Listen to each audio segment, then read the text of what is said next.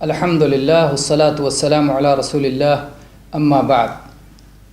توحید کی 3 قسمیں ہیں: توحید ربوبیت، توحید الوہیت یا توحید عبادت، اور توحید اسماء و صفات۔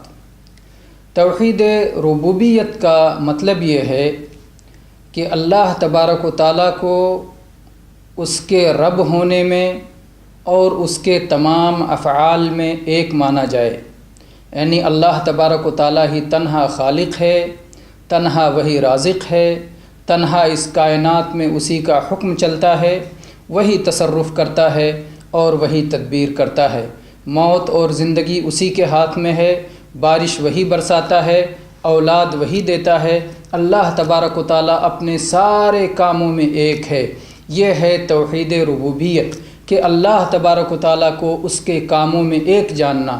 اس زمین و آسمان کی تخلیق، سورج کو مشرق سے اگانا اور مغرب میں ڈبانا، اور اس طرح سے اس کائنات میں جو کچھ ہوتا ہے اللہ تبارک و تعالیٰ کے حکم سے، اللہ تبارک و تعالیٰ کی مشیت کے مطابق ہوتا ہے۔ تو اس بات پر ایمان لانا یہ توحید ربوبیت کہلاتا ہے، جو سورہ فاتحہ کی پہلی آیت میں مذکور ہے: الحمدللہ رب العالمین۔ ہر قسم کی حمد و ثنا اللہ کے لیے جو سارے جہانوں کا رب ہے۔ یہ توحید مان لینے سے کوئی بندہ مسلمان نہیں ہوتا، اس لیے کہ وہ توحید ہے کہ جس کا اقرار مشرکین مکہ بھی کیا کرتے تھے۔ جب جناب محمد الرسول اللہ صلی اللہ علیہ وآلہ وسلم نے ان کو کلمہ توحید لا الہ الا اللہ کی دعوت دی، ان سے پوچھا جاتا تھا کہ زمین و آسمان کا پیدا کرنے والا کون ہے، زمین و آسمان میں تصرف کرنے والا کون ہے، تو وہ اللہ کا نام لیتے تھے، لیکن آپ نے ان کو مسلمان نہیں مانا۔ ان کے جان و مال کو آپ نے جنگ میں حلال سمجھا، تو اللہ کے نبی کریم صلی اللہ علیہ وسلم نے ان کے اس اقرار کو کافی نہیں جانا۔ اس لیے توحید ربوبیت کا مان لینا یہ مسلمان ہونے کے لیے کافی نہیں ہے۔ مسلمان ہونے کے لیے ضروری ہے کہ بندہ توحید عبادت پر عمل پیرا ہو، توحید الوہیت پہ عمل پیرا ہو، جس کا ہم کلمہ توحید میں اقرار کرتے ہیں۔ کلمہ توحید میں ہم کہتے ہیں لا الہ الا اللہ، اللہ کے سوا کوئی سچا معبود نہیں۔ اللہ تعالیٰ نے فرمایا ذالک بان اللہ هو الحق وَأَنَّ مَا يَدْعُونَ مِن دُونِهِ الْبَاطِلِ۔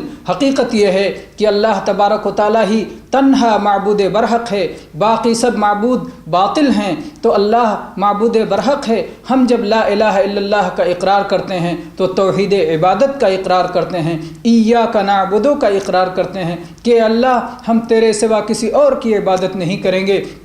ہمارا رکوع، ہمارا سجدہ، ہمارے صلاۃ، ہماری قربانی، ہمارا نظر و نیاز، ہماری مالی عبادت، ہماری جسمانی عبادت، ہماری قلبی عبادات، ہماری دعائیں اور ہمارا استغاثہ اور ہمارا استعانہ اور ہماری فریاد رسی اور ہماری مدد طلبی اور ہماری مشکل کشائی، سب کے لیے اے اللہ ہم تیری طرف رجوع کریں گے۔ اے اللہ کوئی بھی عبادت ہم تیرے سوا اور کسی کو نہیں دیں گے۔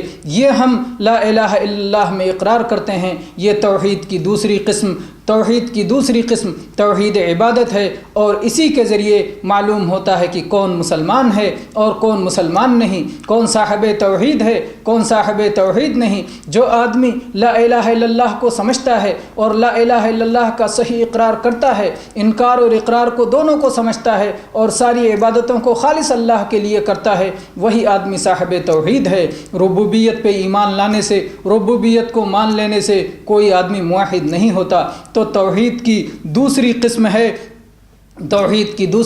ہے توحید عبادت۔ میرے بھائیوں، توحید کی اسی قسم کی طرف بلانے کے لیے اللہ تبارک و تعالیٰ نے اپنے نبیوں کو مبعوث فرمایا تھا۔ اللہ تبارک و تعالیٰ نے فرمایا وَلَقَدْ بَعَثْنَا فِي كُلِّ أُمَّةٍ رَسُولًا أَنِ اعْبُدُوا اللَّهَ وَاجْتَنِبُوا الطَّاغُوتَ۔ ہم نے تمام قوموں میں رسول یہ بتانے کے لیے بھیجا تھا کہ صرف ایک اللہ کی عبادت کرو، اور اللہ کے سوا جن دوسرے معبودوں کی عبادت کی جاتی ہے ان سے اجتناب کرو، ان سے دوری اختیار کرو۔ تو یہ توحید توحید کی دوسری قسم ہے توحید عبادت، کہ ہماری ساری عبادتیں صرف ایک اللہ کے لیے ہوں۔ یہ جب کوئی بندہ مانتا ہے، اس کا اقرار کرتا ہے، تب وہ مسلمان ہوتا ہے۔ توحید کی تیسری قسم ہے توحید اسماء و صفات، یعنی اللہ تبارک و تعالیٰ کے ناموں کی توحید اور اللہ کی صفات کی توحید۔ یہ توحید بہت اہم ہے اور بہت سے لوگ اس توحید کے معاملے میں فریب کھائے ہوئے ہیں۔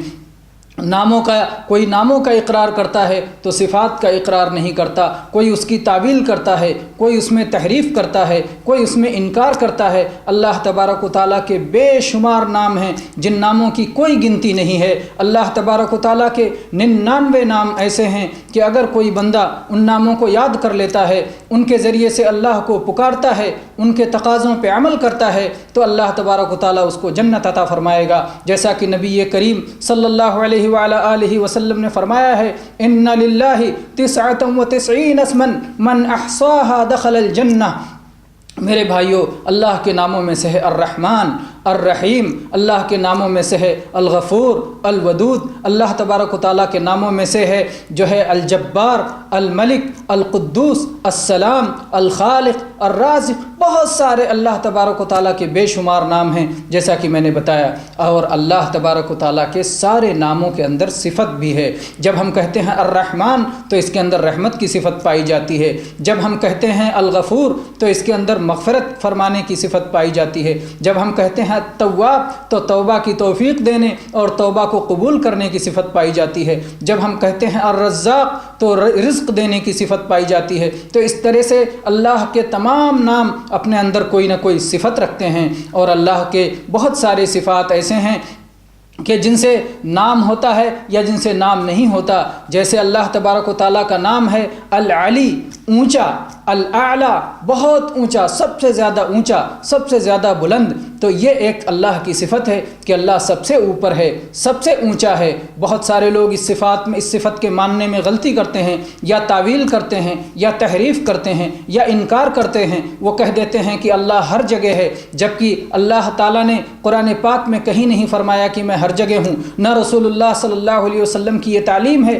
آپ نے بھی کسی حدیث میں نہیں بتایا کہ اللہ ہر جگہ ہے، بلکہ آپ تو ہمیشہ کہتے رہے کہ اللہ آسمانوں والا ہے، اللہ آسمان کے اوپر ہے۔ اور ایک جو ہے بہت ساری احادیث اس تعلق سے ہیں، اور اس پر انشاءاللہ ہمارا مستقل درس ہوگا جس میں ہم یہ بتائیں گے کہ اللہ کہاں ہے، اللہ اوپر ہے۔ بہرحال کہنا یہ ہے کہ اللہ کی ایک صفت ہے اوپر ہونا، بلند ہونا، تو یہ صفت ہمیں ویسے ہی تسلیم کرنا چاہیے جیسے اللہ نے اور اللہ کے رسول صلی اللہ علیہ وسلم نے بتایا ہے، جیسے ان کی تعلیم ہے۔ اس میں ہمیں اپنی طرف سے بیجا تعویل نہیں کرنا، تحریف نہیں کرنا، اللہ کی شان کے مطابق تسلیم کر لینا۔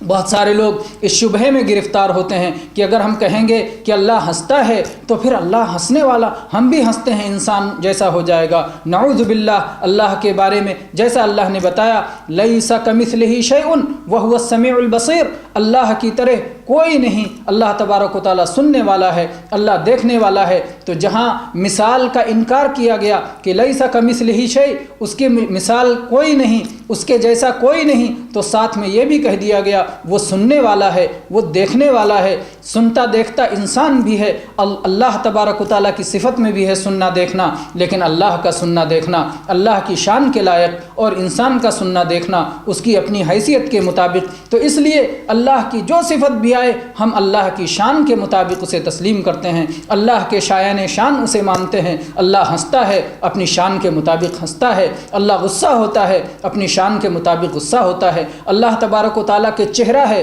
جیسا اللہ کی شان کے لائق ہے، اللہ کے ہاتھ ہے جیسا اللہ کی شان کے لائق ہے، اللہ کے قدم ہے جیسا اللہ کی شان کے لائق ہے۔ اللہ تبارک و تعالیٰ بلند ہوتا ہے جیسا اس کی شان کے لائق ہے۔ اللہ تعالیٰ دنیا کے آسمان پر، اللہ تبارک و تعالیٰ دنیا کے آسمان پر، جو دنیا سے سب سے قریبی آسمان ہے، جو پہلا آسمان ہے، جو آسمان ہماری نگاہوں میں نظر آتا ہے، اس آسمان پر اللہ تبارک و تعالیٰ ہر رات کی آخری پہر میں نزول فرماتا ہے۔